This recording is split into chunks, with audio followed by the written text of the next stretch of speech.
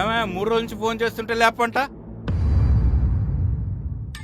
ఏమైందా? ఏం మాట్లాడవేంటి? ఆయనేం మాట్లాడతాడు, ఆయనేం చెప్తాడు. ఉన్న పైసలన్నీ ఊరు పంపేయమంటే పంపిస్తాడు. ఆయన వీళ్ళొచ్చిన సంగతి నాకనే తెలుసా సార్? ఫోన్ అన్నా చేయాలి కదా వీళ్ళు. మస్తు సార్లు ఫోన్ చేసినావు. చేస్తే మాకు తెలియదా సార్ వీళ్ళ మాటలు గాని? ఎన్నిసార్లు ఫోన్ చేసినా ఫోన్ ఎత్తలేదు సార్. ఏమయ్యా నిన్నడితే మీ ఆవిడ సమాధానం చెప్తుంది, నువ్వేం చెప్పవా? ఆమెం చెప్తాదే సార్, నాకేం తెలియదు సార్. అయినా వచ్చిన వాళ్ళు మాకు కాల్ చేయాలి గాని మా మీద కేసులు పెడితే మేమెందుకు తీసుకుపోతాం సార్? వాళ్ళు మీ మీద కేసు పెట్టారమ్మా. ఏమన్నా పెట్టుకోని సార్, మా మాట అంతే. అయినా హైదరాబాద్కి వచ్చి మేము అంతకన్నా ఎక్కువ కష్టాలు పడ్డాం. 4 రోజులు పస్తులు ఉండలేరా? మీరేంటి ఇంకా చూస్తున్నారు? రండి వెళ్దాం. రారా నానిగా.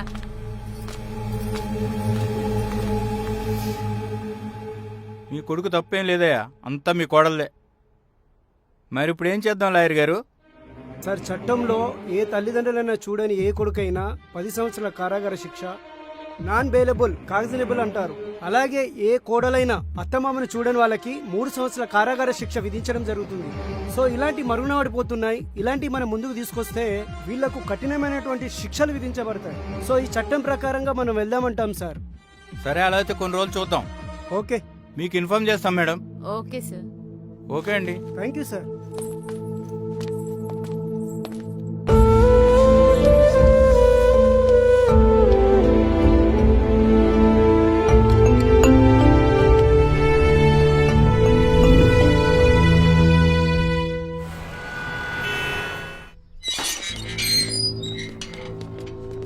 రమేష్ మౌనిక అంటే మీరేనా?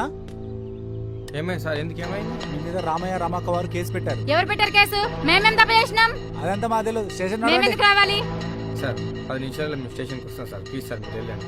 10 నిమిషాలలో స్టేషన్లో ఉండాలి. వస్తాను సార్, 10 నిమిషాలు.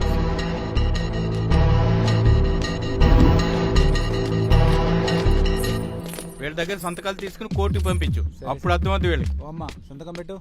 Sir sir sir sir sir మీ కాళ్ళు మొక్కుతా సార్. ఆగండి, ఆగండి. మీ కాళ్ళు మొక్కుతా సార్. అలా ఆగమాగమవుతారయ్యా. అది చేయక పంపించొద్దయ్యా. ఇలా ఆగమాగమవుతారయ్యా. మీ కాళ్ళు పట్టుకుంటారయ్యా.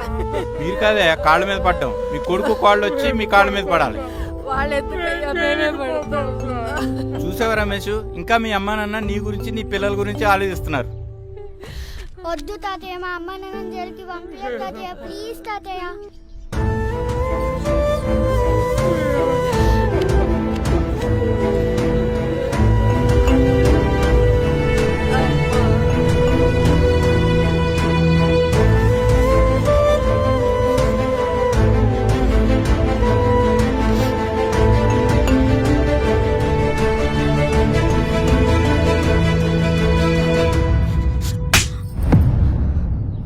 నువ్వు చేయట ఇదంతా.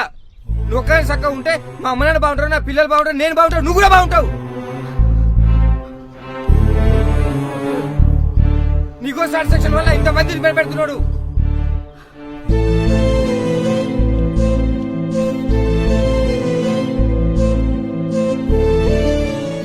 చూడమ్మా, కష్టం వచ్చిన ప్రతి ఒక్కరికి వాళ్ళ వాళ్ళ తల్లిదండ్రులే గుర్తుకొస్తారు. నీకు నీ తండ్రి ఎలా గుర్తొస్తాడో నాకు నా తండ్రి గుర్తుకొస్తాడు. అలానే వేరే వేరే వాళ్ళకి వాళ్ళ వాళ్ళ తల్లిదండ్రులే గుర్తుకొస్తారు.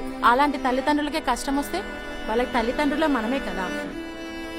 నీకు నీ తండ్రి అంటే ఎంత ధైర్యమో వాళ్ళకి వాళ్ళ కొడుకు అంటే అంతకంటే ఎక్కువ ధైర్యం. నువ్వు ఇలా చేయకూడదమ్మా.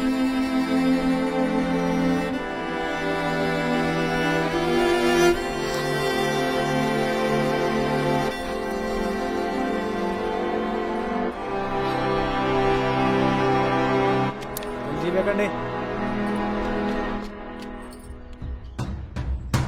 ఓ